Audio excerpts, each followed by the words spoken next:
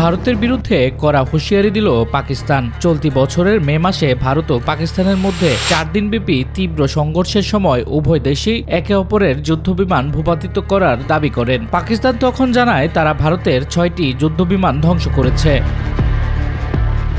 তবে 2 মাস পর 9 আগস্ট ভারতের বিমানবাহিনী প্রধান অমরপ্রীত সিং দাবি করেন, অপারেশন সিন্ধু এর সময় পাকিস্তানের 5টি যুদ্ধবিমান ও একটি সামরিক পরিবহন বিমান ভূপাতিত করেছেন।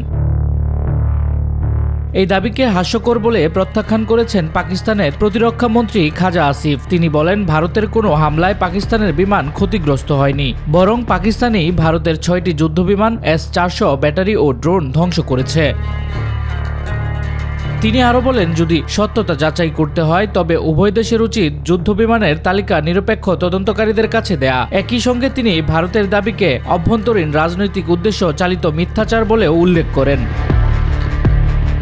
অপারেশন বুনিয়ানুম মারসুস ছিল পাকিস্তানের পক্ষ থেকে একটি স্পষ্ট বার্তা। তাদের সার্বভৌমত্ব ও ভৌগোলিক অখণ্ডতায় আঘাত এলে তারা দ্রুত, নিশ্চিত ও উপযুক্ত প্রতিক্রিয়া জানাতে প্রস্তুত। এই অভিযান প্রমাণ করেছে পাকিস্তান নিজেদের সীমান্ত ও স্বার্থ রক্ষায় কোনো আপোষ করে না।